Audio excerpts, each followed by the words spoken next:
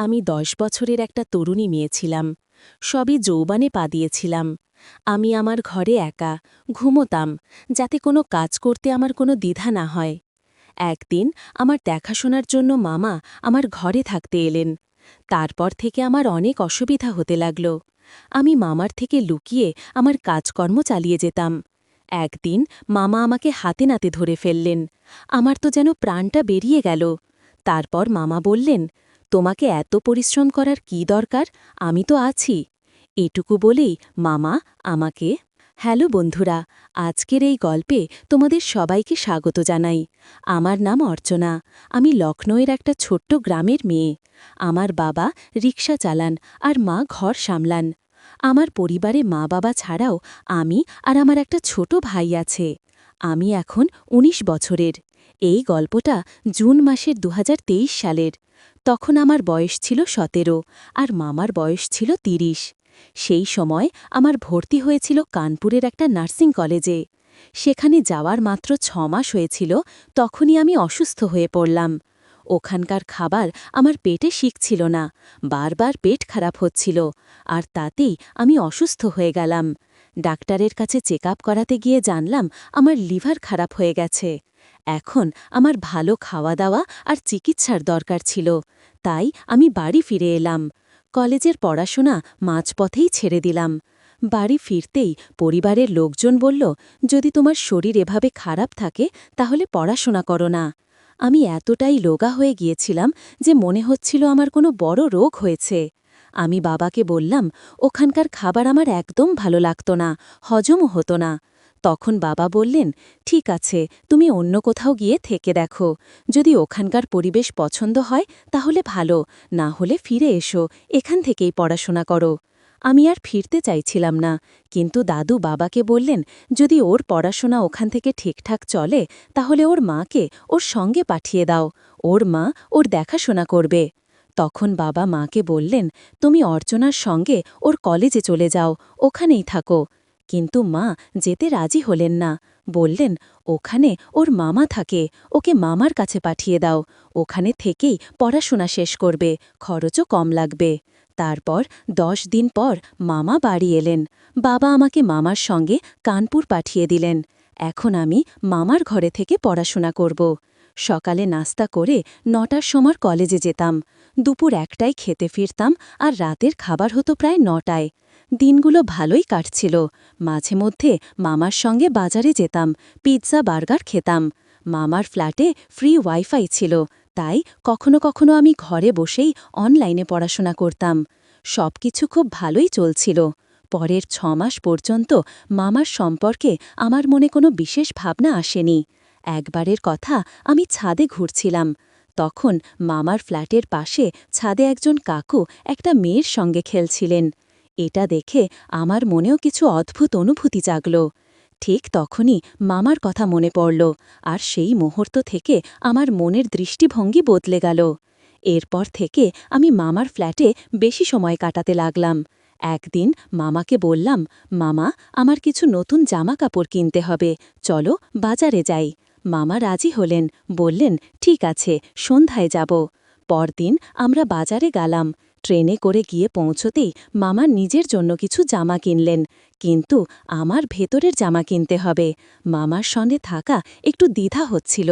আমি ভাবছিলাম কিভাবে বলবো, কিন্তু আমার চুপ থাকা দেখেই মামা বুঝে গেলেন। বললেন, অর্চনা, যা কিনতে চাও গিয়ে কিনে নাও, আমি এখানেই আছি, আমার ওখানে যাওয়াটা ঠিক হবে না।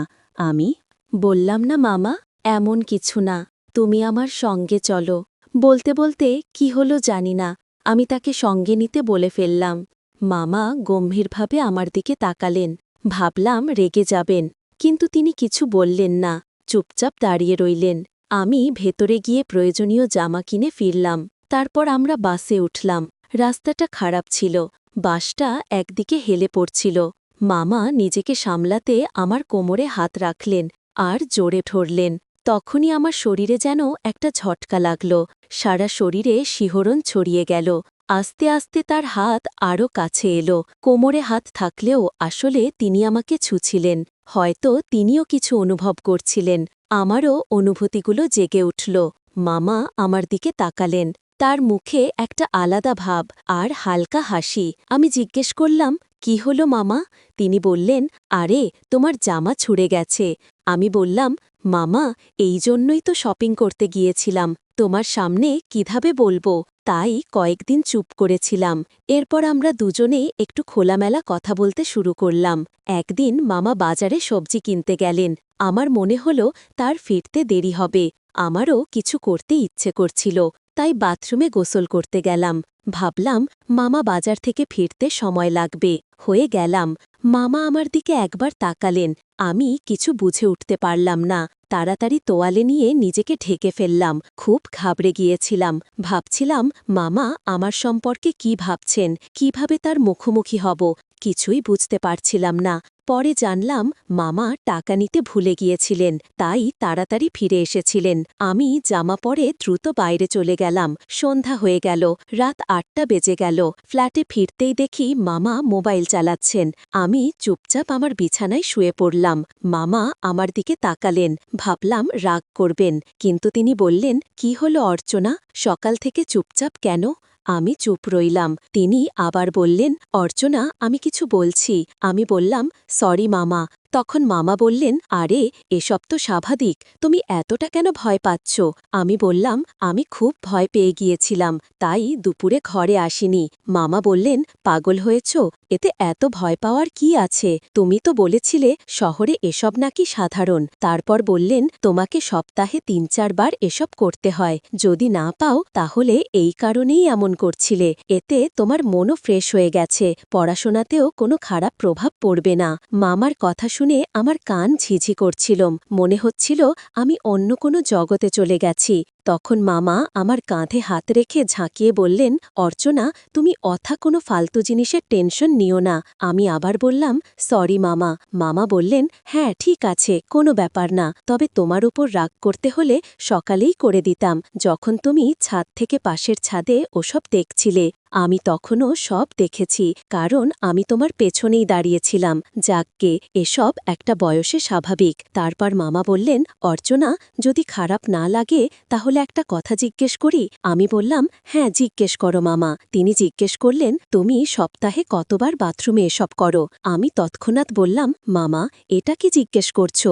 তিনি বললেন, তুমি বলো না, শুভ কথা বলছি তো। আমি বললাম, না মামা, মাঝে মধ্যে মনে খেয়াল এলে করি। তখন মামা জিজ্ঞেস করলেন, অর্চনা, আমাকে বলো, তুমি কি কখনো ওসব করেছ? আমি ঘাবড়ে গেলাম, তবে এসব কথা বলতে আমার মজাও লাগছিল। তাই বললাম, মামা, তুমি কি সম্পর্কে জিজ্ঞেস করছো? আমি কিছু বুঝলাম না। তখন মামা বোঝালেন, যেটা তুমি ছাদ থেকে দেখছিলে। কাল আমি একটু বিভ্রান্ত হলাম, ভয়ও লাগছিল, তবুও স্বাভাবিক থাকার ভান করে হালকা হাসলাম। জানি না সেদিন এসব কি হচ্ছিল। মামা আবার জিজ্ঞেস করলেন, বলো না। আমি বললাম, মামা, আমি এখনও সেসব করিনি। তিনি বললেন, তাই তো, এসব করছো? যদি পড়াশোনায় মন দিতে চাও তাহলে সপ্তাহে ২-৩ বার তো করতেই হবে, নিলে মনে চাপ থাকবে। এরপর মামাকে দেখার আমার দৃষ্টিভঙ্গি পুরো বদলে গেল। একদিন দুপুরে আমি ঝাড়ু দিচ্ছিলাম, মামা এসে পড়লেন। আমি দুপুরটা সরিয়ে রেখে ঝুঁকে মামার সামনে ঝাড়ু দিতে লাগলাম। ঢুকতেই আমার খোলা গলা দিয়ে একটা সুন্দর দৃশ্য দেখা যাচ্ছিল। আমি জেনে শুনে এভাবে ঝাড়ু দিচ্ছিলাম। মামার চোখ আমার উপর পড়তেই আমার শরীরে যেন বিদ্যুৎ খেলে গেল। আমি মামাকে দেখছিলাম।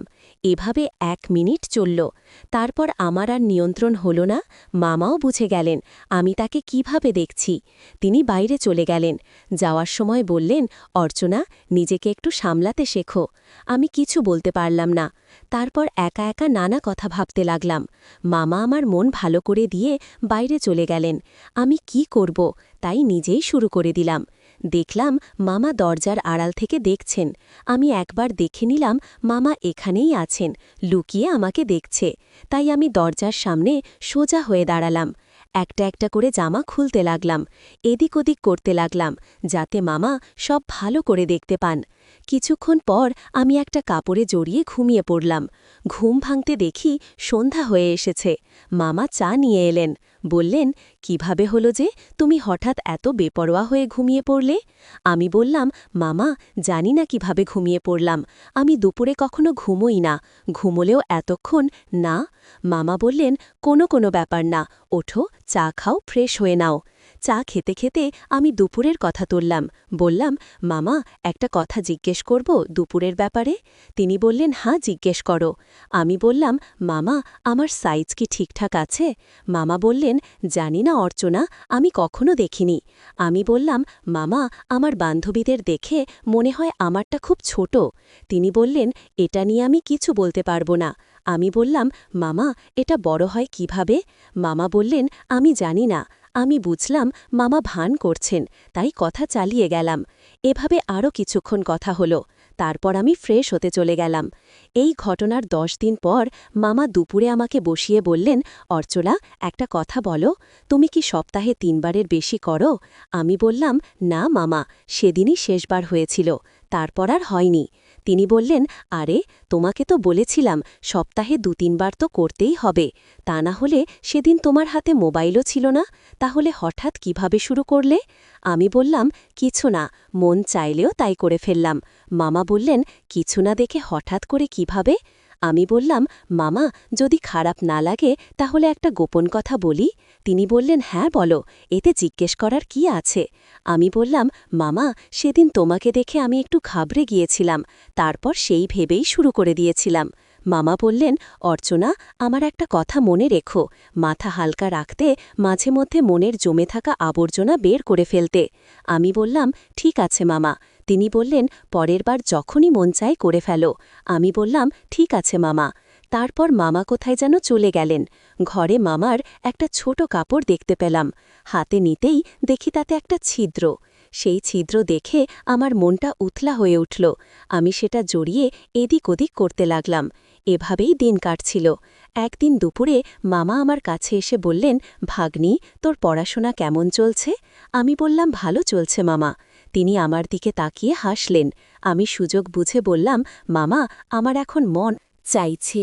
তিনি বললেন, ঠিক আছে, কোনো ব্যাপার না, আমি অন্য ঘরে চলে যাচ্ছি। আমি বললাম, আরে না মামা, তুমি এখানেই থাকো, আমাকে বলো ঠিক আছে কিনা। মামা কিছুক্ষণ রাগী চোখে আমার দিকে তাকালেন। আমি সরি বলা শুরু করতেই তিনি হঠাৎ উঠে বললেন, ঠিক আছে, তোমার যদি ভালো লাগে তাহলে আমারও কোনো সমস্যা নেই। আমি খুশি হয়ে গেলাম। মামা আমাকে মন দিয়ে দেখছিলেন।